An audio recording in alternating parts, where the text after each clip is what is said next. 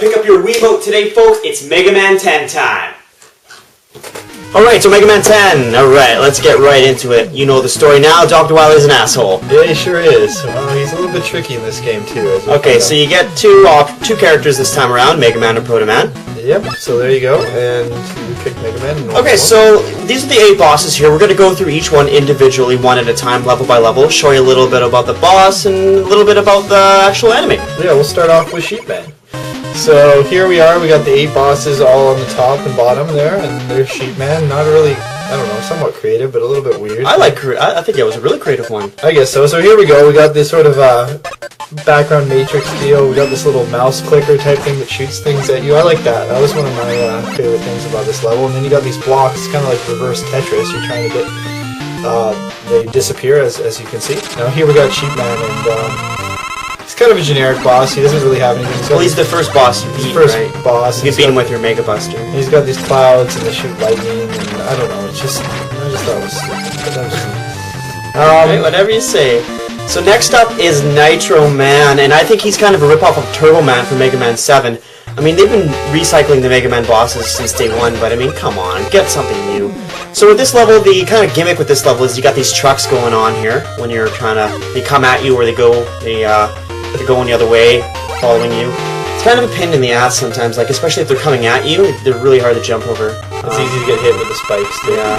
So we got Turbo Man right here. Nothing too special, you know. He's like a vehicle, or Nitro Man, I should say. Right? I just mixed it up right there because they kept the characters like almost the same. I couldn't believe that. So the blades thrown at you and all that stuff.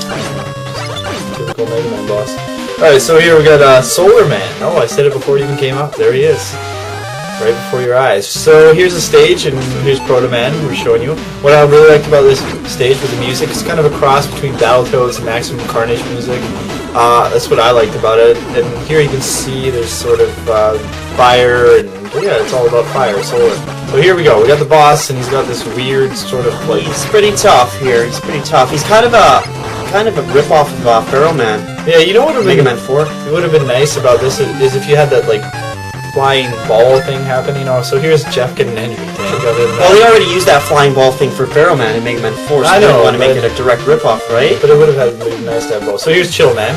I don't know. It's just the snow level. Typical snow level, right? Yeah. You have a snow level in every Mega Man game. Just like a Heat one, right? Yeah. You got a Heat one and a snow one.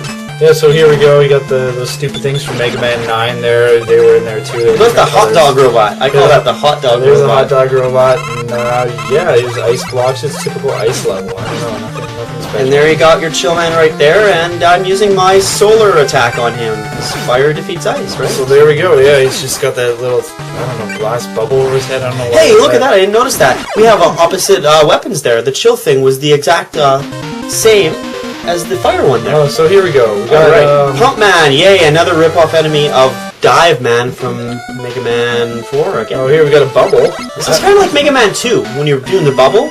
It's kind of like Cool Spot, too. That's the game from, they used to play on Game Gear. How about Fido Dido? Yeah, Fido Dido was another good game, too, yeah.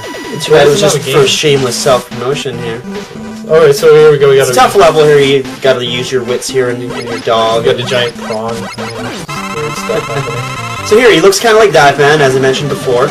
And he's not too, he's kind of a combination of Dive Man and Skull Man, because he uses like the skull barrier from Mega Man 4, and he has like the Dive Man look. Or it's sort of like the Jewel Satellite type deal as well. It's kind of, you can work as all three of those.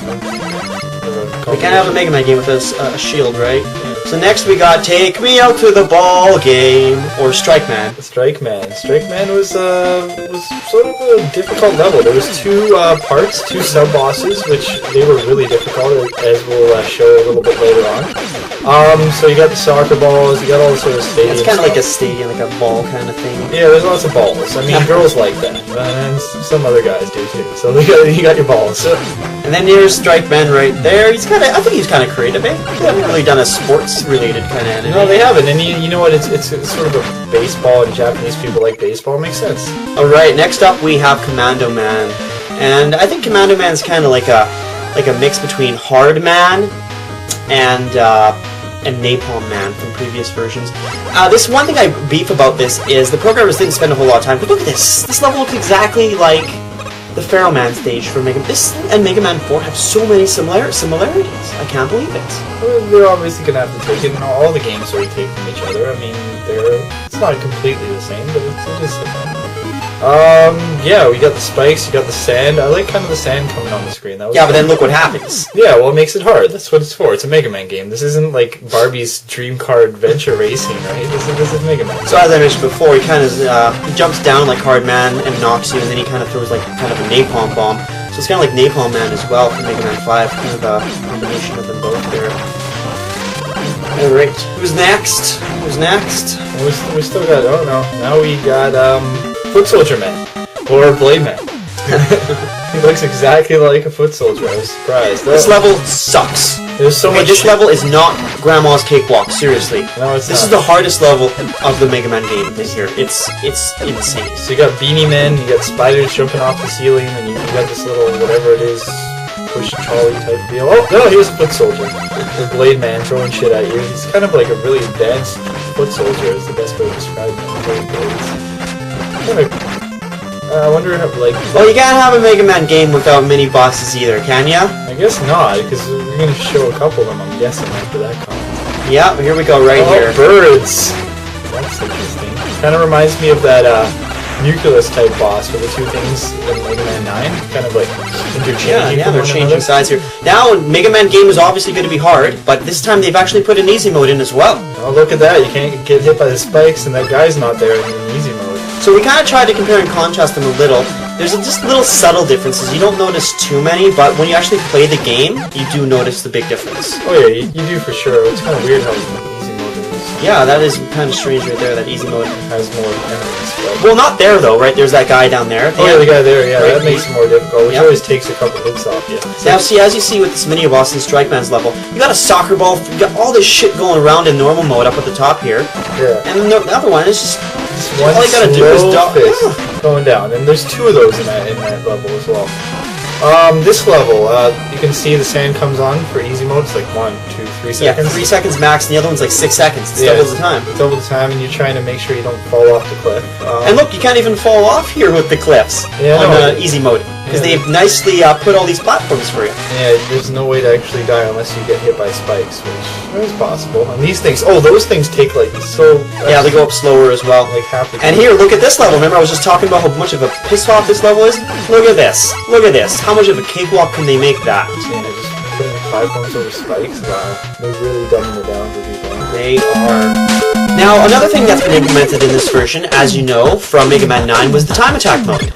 And, I'm going gung-ho about this time attack mode. Look at this. When you go into your main menu like that, the timer still runs. I can't believe that. That's one of the biggest beefs I have about the time attack mode, is that when you pause the game and go into your menu, the timer still runs. Look at that. Yeah, they're doing a bit of bitches. You know? It's not running at the other one. Yes, I mean, for me, I'm not a big fan of time attacks, but I guess for people who are, this is obviously...